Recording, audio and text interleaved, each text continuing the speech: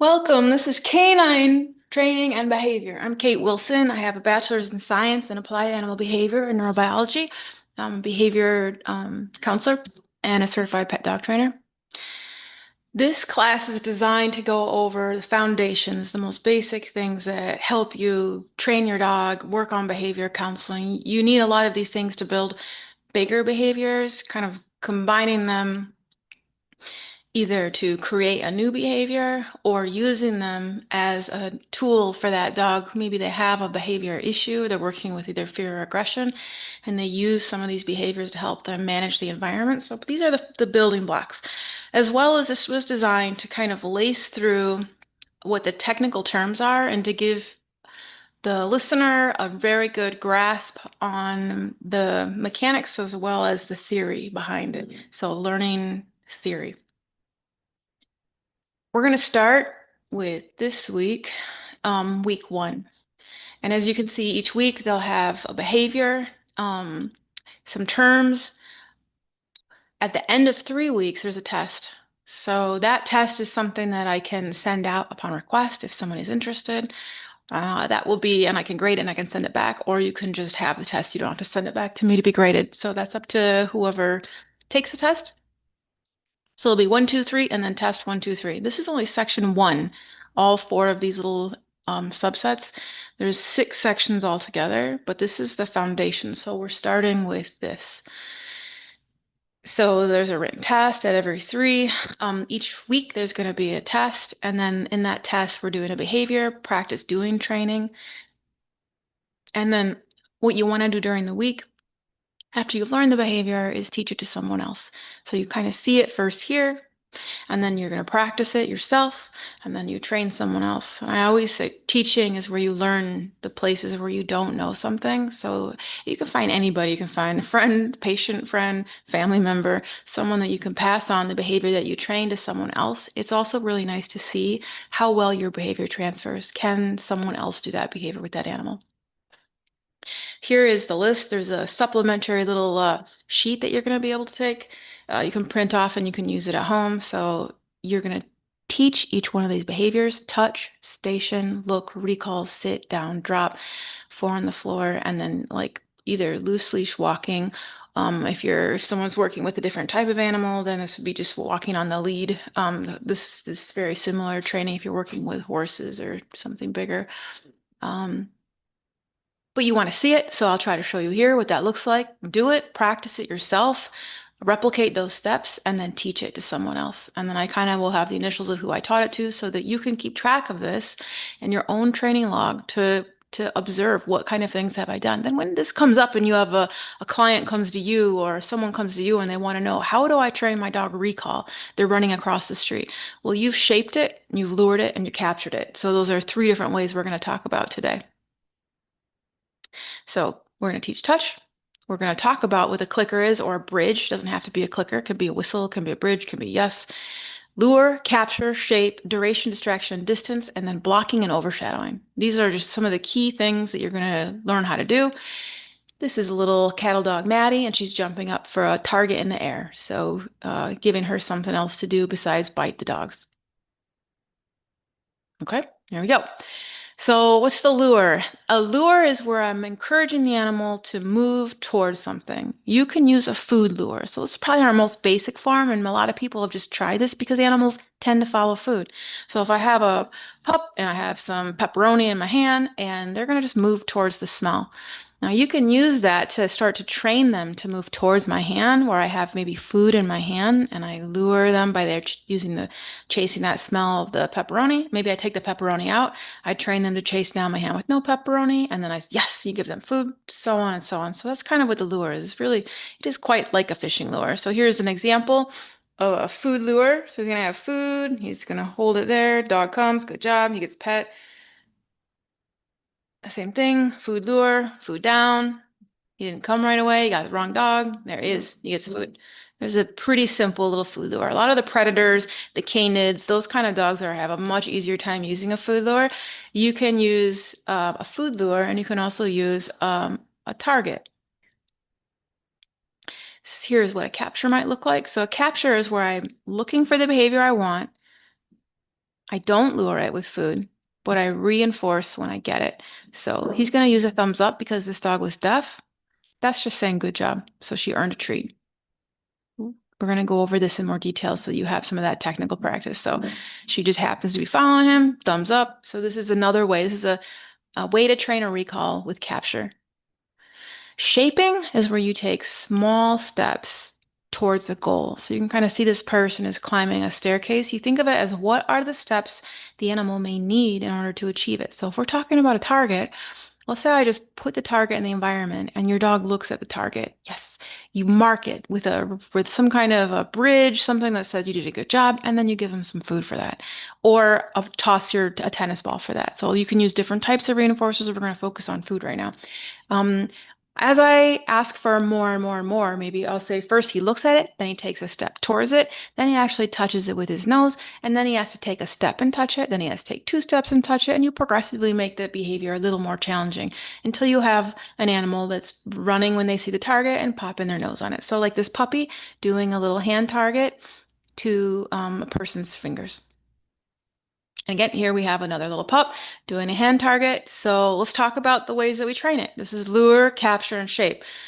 The benefits of the lure. It works really well when the animal's not afraid of me. So if I'm in the shelter and you have a more fearful animal, if you have an adopted animal, some of the animals that maybe they're flown from out of seas, the dogs that are coming from Thailand, a lot of those kind of dogs, they might be more afraid of the person themselves. So a lure may not work because they don't want to come close enough to me.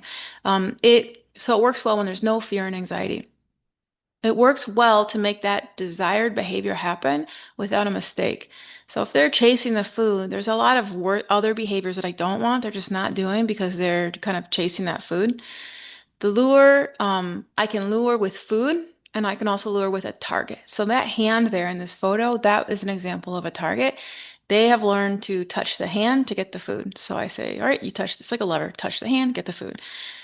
For capture, one of the things that is a benefit of capture is that I want to set it up for the behavior to be very likely.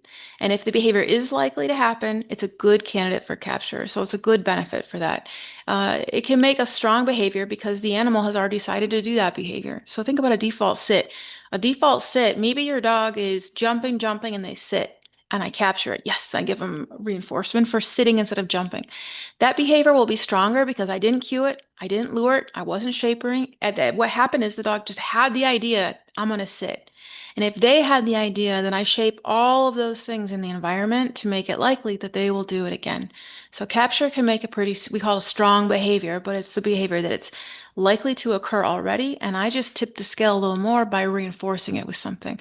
So again, your reinforcers really quick would be like a toy, a food, and it can be affection, but you'll find that dogs that don't know you don't find affection very reinforcing sometimes. So as a trainer, you need to have access to other reinforcers that make you more interesting to dogs that you've just met. So shaping small approximations, so it can boost the confidence of that animal. Sometimes I'll prescribe a shaping exercise to an animal who's more shy, only because it sets them up for lots of success. They begin to become more confident and they work on their communication with whoever their guardian, whoever that trainer is. They start to learn sort of how we move and what we do. So it's really good confidence booster. And I might use it even in a threshold or a location like a crate where I want them to have more confidence. Or we go out to Lowe's. I want to have a dog to gain confidence. Maybe do an exercise where there's a lot of repetitions that they can be successful with, and that will increase their confidence. The shaping process, because of the number of repetitions and that I'm using a reinforcer, will also create a positive association. Animals who've been shaped to behavior will have a better association, have a stronger behavior than the lure generally. The lure, they were already chasing food. They were already usually thinking about food and they were sort of mindlessly following it. Where the shaping process, they're an active learner. Each step was a small progression towards a goal behavior. Like we talked about with the person going up the steps. So each step gives them confidence, and each step is a good foundation to put the next step on. You can also troubleshoot some issues while you're shaping. If I run into an issue, I can catch it there. So sometimes it helps me because I've dissected that behavior in more detail and I can go over parts that would be weaknesses for that dog. So maybe some dogs don't like to put their mouth on keys. And if I'm training a dog to bring some keys to someone in a wheelchair, you may have to figure out, oh, he doesn't like his, when I'm shaping it, he doesn't want to put his mouth on the keys. Right there, I can either add something soft to that key ring so they can pick it up, or I can address that issue in a different way. Some of the considerations to be careful about when you lure. You can train an animal to back away if I lose the lure, and you can train them to not like the reinforcement. An example is pretty common of this is if I lure an animal into a crate with food, as you're luring the animal into the crate, if they don't like the crate or they are afraid, they'll start to back away. And you will find probably many houses you go to when you offer that animal food and they back away. That is an animal where food was used as a lure towards something they were afraid of. So you actually train them not to trust you, and they don't trust food. And it usually is, it tends to be the type of food that it was used for. So if you used a lure to give an animal a shot at the vet, they'll not eat that food. They're done with cream cheese or whatever it was. Another issue is the animal can become reliant on the lure.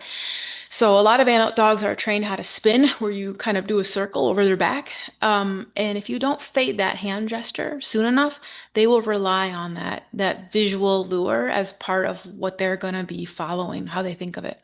They're also a bit mindless, so if I want them to be careful where they're putting their feet, they tend to just stomp over everything on their way to get that lure. It doesn't leave for a very careful behavior, which can be a problem in other situations. Like if I'm training dogs to turn off light switches, or if I'm training dogs for something like greeting other dogs, all of those things, I need a really thoughtful animal for that type of exercise.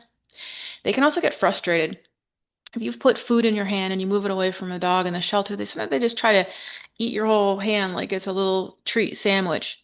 They're frustrated because they can't get to it. They're trying to chasing the food. Sometimes you'll get like a little bit of a lip curl in some of those dogs. They often already have issues with frustration because of where they are. So you can cause more frustration sometimes using that food lure. So it's something to be very careful about when you're going to use it, and then the considerations of how to minimize these side effects. So that's the lure. Now we're going to move to capture. The capture is the one where I see the behavior I like and I grab it.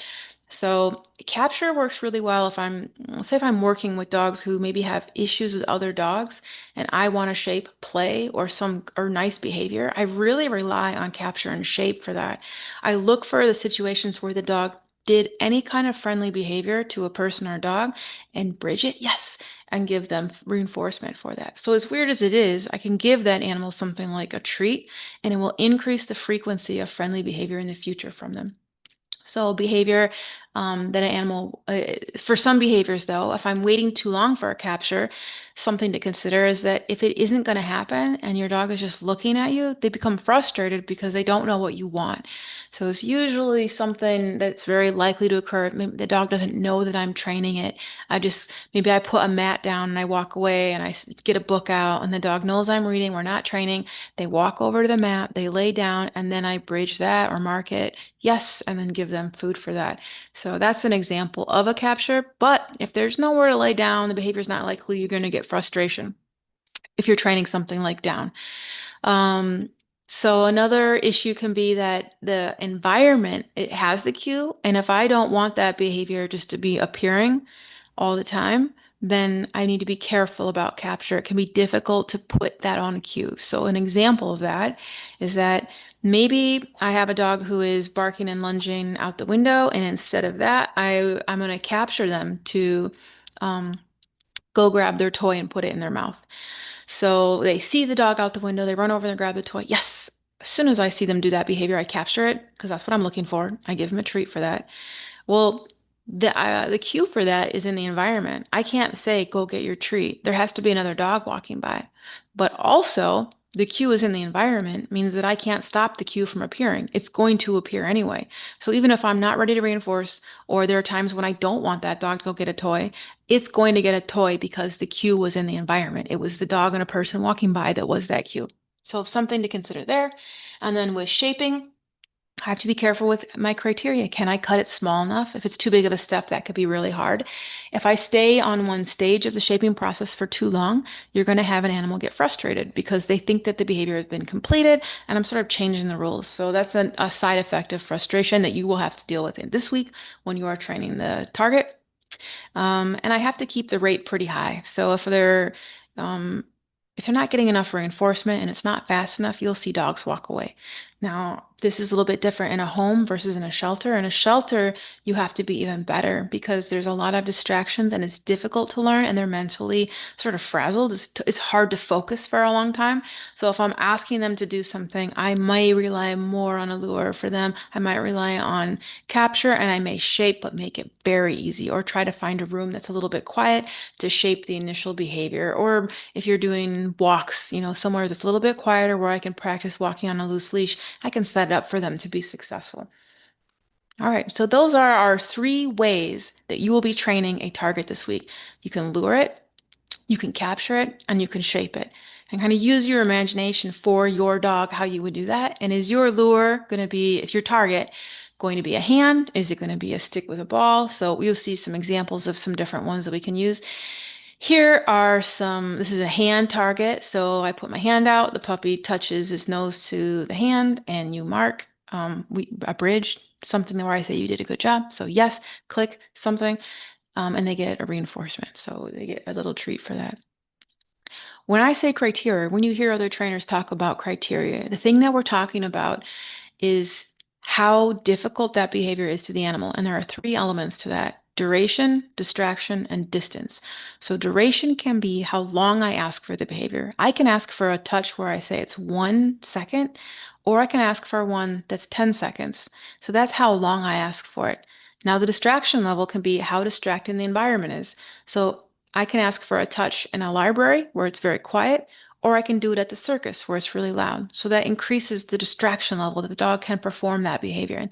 And then the distance.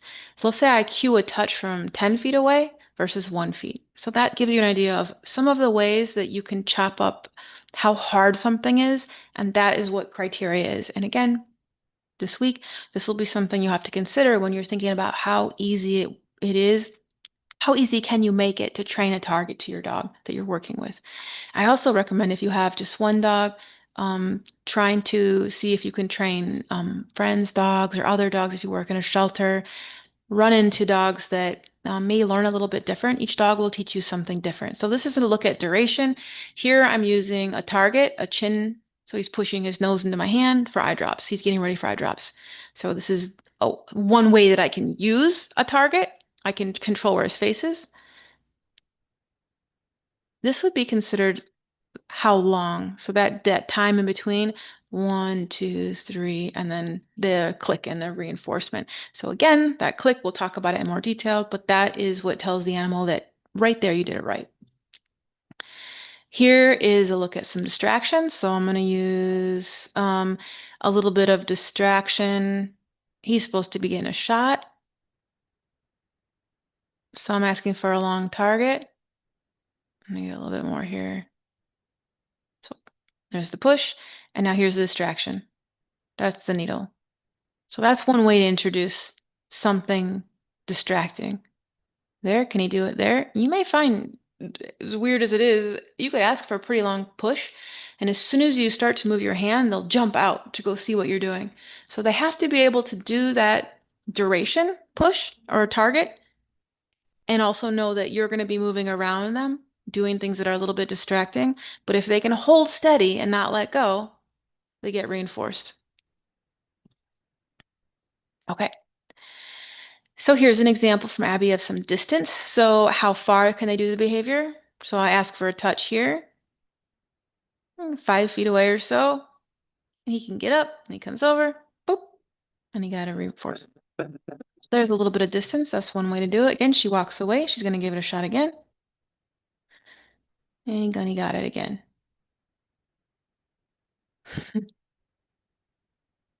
And he's doing it again. So that's another way to do it, where you have them follow the target for a distance. That can be pretty useful. You can imagine it helps me put an animal maybe into a car and do a crate. You can also use this sometimes for reactive dogs, give them something else to do besides react, because I can just have them do a very long target past a reacting dog. All right, so those are some of the foundations. So distance, distraction, and duration are criteria that we talked about. And then lure, shape, and capture. So that's some of the terms that we've covered so far. I'm going to add two pieces into this. One of them is blocking. So blocking occurs when the neutral stimulus fails to become the conditioned stimulus because it is paired with an existing conditioned stimulus. So this is the technical term for it. But essentially what this means is that blocking happens when you've had a past association with something.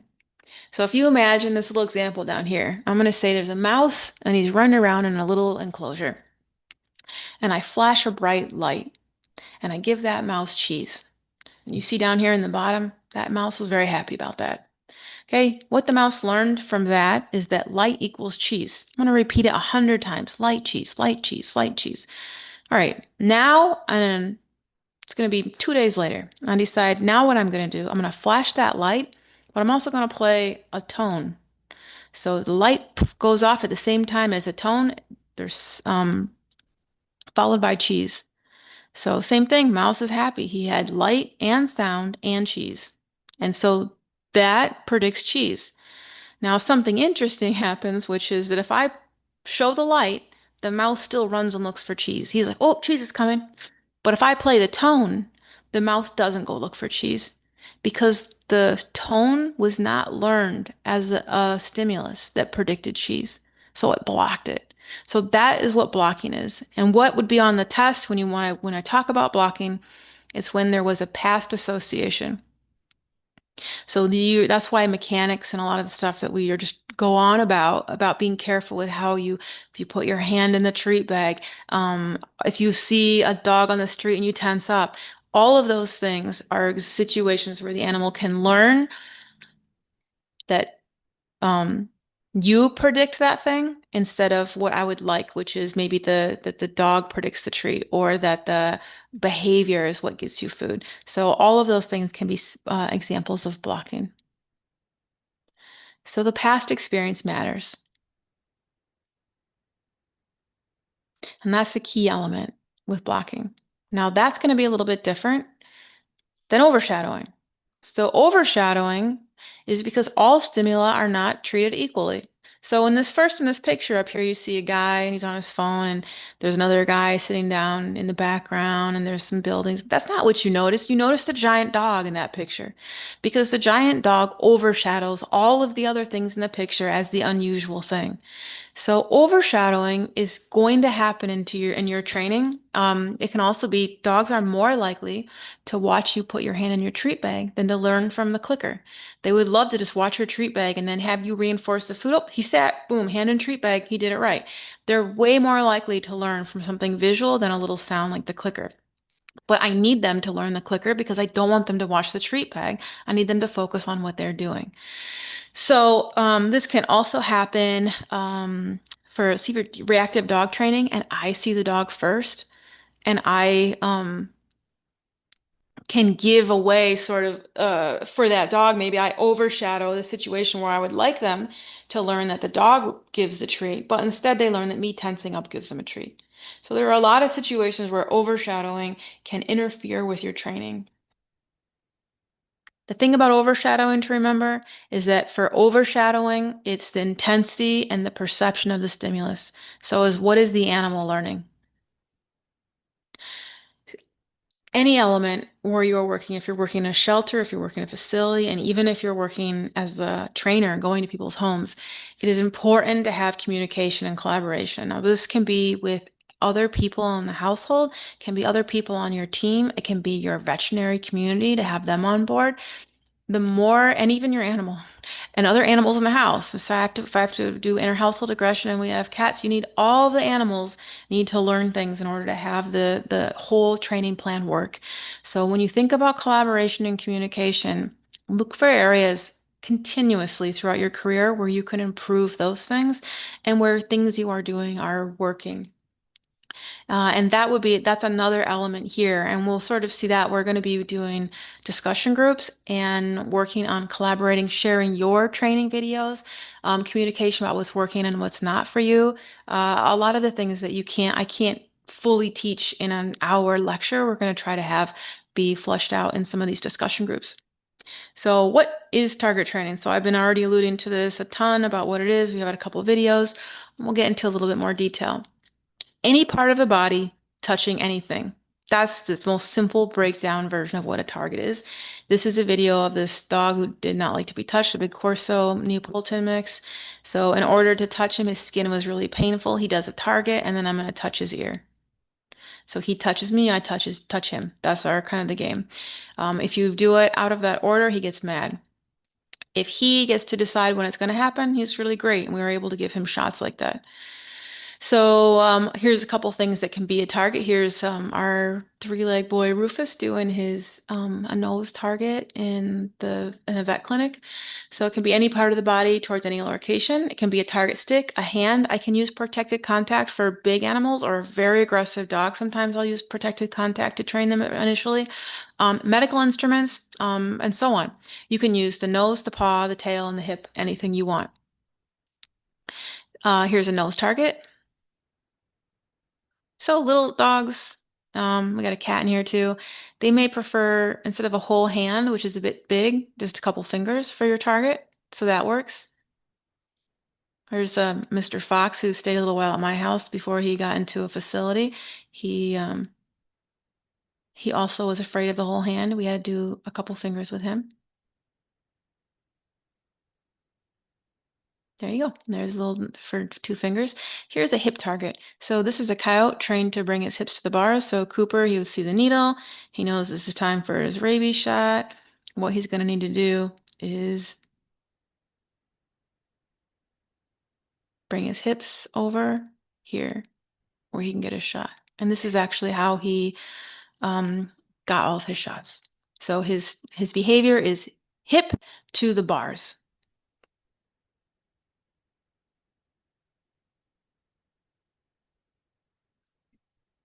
Now, he looks really happy right here, but if we do these things in a way he doesn't like, coyotes let you know really fast. They don't hold back like dogs and wolves. They're pretty feisty, so you get a lot of teeth real fast, and they're so quick.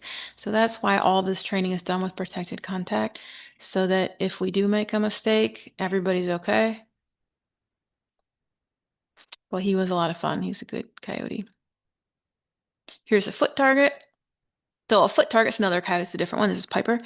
A foot target, you can use this for doing nails as well. So here's her, she's trying to learn how to scratch a board. So the target is foot to board.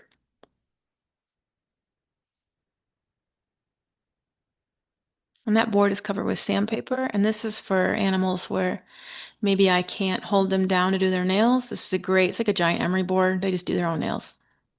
Great. And chin. Not that one though. Here's a target stick. So I don't have a dog with a target stick, but here's a couple porcupines that we're training. So this is all they have to do is bring their nose to the stick. And in this situation, instead of a yes, they're using a click, and a click means you get a treat. Now, both of these porcupines had aggression. They would fight with each other. And so this was a way to bring them together with a target stick where I could control where they were, build non-fighting behavior in the presence of each other, and they could do it up on stage where they're ambassadors. Great. Okay, I also use this as if I need to move animals. So here I have these two sort of bigger Mastiffy dogs. One was a Fila Brasileiro, and one was a Mastiff mix. And not all these dogs got along. And so when there's food involved, I would target further from the treat bag and then deliver food away from the treat bag to prevent resource guarding around the food. It builds a good foundation. It's good for vetting, and it's also a foundation for other behaviors. Here is the lure, and this actually is going to show me an animal who is afraid is a wolf hybrid being asked to step onto a scale with a target. And there's the lure failing. So he knows already how to put his nose on the lure, but it's too far. He doesn't want to do it because he's scared of the scale. So he backed off. So that was asking a little bit too much. You got to break it down and bring him back. Maybe not use a lure. And I think in the end, I think we ended up putting a rug um, over that for him so that he didn't like the way it felt. Okay, here is another chin rest. So this is Shepherd Rocky, who had some handling issues, and we're getting him ready for his kennel cough vaccine. So he just has to put his nose in the muzzle And then he's going to target his nose to the kennel cough vaccine, which eventually you just spray in their nose like water. So in training, the distraction, as I increase it, would be I actually put water in that syringe and then spray that in their nose. And then this is that grumpy guy, Benny, who I loved. He get really mad about his skin. He's really uncomfortable, and he had to have a cytopoint injection. So he's gonna do a target, and when he touches his nose to my hand, that allows the person behind him to give the shot. There's the shot, and they're poking pretty hard with a ballpoint pen, and eventually we did the same thing with a needle. So you watch one more time. He goes, the touch means he's gonna do it. So touch, shot, yes, food. So that's the way to use a target for consent. Here is training with the hand, using the clicker bridge. You got to, like I was saying with the cat, they're kind of afraid of the whole hand. So little animals, you have to do finger, little dogs as well. Okay, technically now this is the homework for this week. So step one is you're going to charge your clicker or whatever you're going to use for a bridge. Now, this does not have to be a clicker. You'll often hear people say clicker training. Really, this goes back to animal training, which was before, prior to clicker training. You can use whistles. You can say yes. You can do a thumbs up. For deaf dogs, you can do a double tap on their chest. You can make it anything that that dog can perceive can be essentially the click or a bridge or a marker. And you'll hear me refer to them as all those things. I train a lot of non-dogs, and so we will say bridge or marker in that world. And in dog training, they'll say clicker a lot. So I kind of will move throughout there, but I'll try to make it clear that that's what I'm talking about. Okay, so in order to charge it, it used to be thought you have to do it like 50 times or something. You do not have to do it 50 times. Whatever I'm going to use, I'm going to say yes, thumbs up, whatever. Because this little deaf dog up here, there's a white dog at the top. That dog couldn't hear anything. The clients were like untrainable. I can't train this dog. And I was like, do you have any communication with the dog? They had no communication. As soon as they taught the dog that thumbs up meant good, that dog was in down, it was sitting, it stopped jumping, it stopped mouthing. It was like the communication was there and the frustration dropped to nothing. And the dog was perfect. They had no issue. It was the one and done session, which are my favorite. Okay. So anyway, to charge the clicker, all you have to do is click or whistle or thumbs up or whatever you're going to use. You reinforce. You reinforce with food. You can reinforce with other things. We have a lecture eventually. We're going to talk about non-food reinforcers. Food is small, it's easy, and it transfers really well and builds a positive association without increasing the arousal too much. But you could use a toy. Again, you can lose control. They don't think as much sometimes with a toy if they're really toy driven. So all of those things work, but food is pretty handy, and it works much better in the shelter where you're kind of bringing down their arousal and getting them ready for adoption. And then you repeat. What you want to have happen eventually is that they'll hear the click or the yes, and they look at you expectantly. So that means that they have formed an association, and that happens as few as 3 reps, I'd say. I don't really do more than that. Sometimes I don't do any. So all it has to be is they follow that thing. Now, in order to teach a behavior, like a target, I have to observe the behavior I'm looking for. I click or bridge or mark, and I reinforce. So I'll just stick with click for a minute because you know that's sort of that little click noise that says you did a good job that you've been seeing in some of the videos. Observe behavior, click, and reinforce. Now, this week, people are going to be luring that. So that could be putting like tuna fish on your hand or something stinky. The dog sniffs it, and as soon as they do, I observe the behavior, click, and reinforce. So that's the way to lure it. I could capture it where the dog's just looking around, it's super boring, nothing's happening, and I pull out a target stick or my hand pretty close to their face, and they just look at it and maybe touch it by accident. That's a capture. I'll take that. So I observe the behavior, click, reinforce. You can shape it. So I could say, all right, I'm probably not going to get the full-blown behavior the first time, but I'll take small steps towards that. And shaping is actually sort of capturing, but in little steps that are always moving. So shaping would be, I would say, I put my hand out, the dog looks at it, and they get observe behavior, click, reinforce. They move towards it, observe behavior, click, reinforce. So it's just this repetition. I see the behavior, click, reinforce, click, reinforce, click, reinforce until I get the behavior that I want, which is they're consistently touching my hand. Now, this seems like a very simple behavior. It is a foundation behavior. If everyone could come out this week and have trained touch using these 3 different methods, you will be far ahead because most people cannot do that. So after you've done that, let's say I train the dog to touch my hand, and he's doing it every single time I put my hand out there. Now it's time to add a cue. So your cue can be something where I say a cue for a dog who is maybe a non-hearing dog. It could be a display, a visual display. So I could do something where I put both hands up and then put my hand out, and that's the cue. It can be whatever you want. It tells the dog sort of, if you think about it from their perspective, when is the shop open? When are we training and when are we not? So when you start to put a cue out there, they say, okay, so now the conditions are right because they've let me know that the behavior that they've asked for will be reinforced. That's kind of what a cue is. It tells the animal when the behavior is going to be reinforced. So I'll cue the behavior. Let's say touch. I put my hand out, they touch it, then I click and I reinforce. So that's the progress there of what that progression should look like. Here we go. Here's an Arctic fox doing it. Yeah. So touch and then target. He touched it, he click, any food. So click, reinforce, click, reinforce. I'll do it one more time.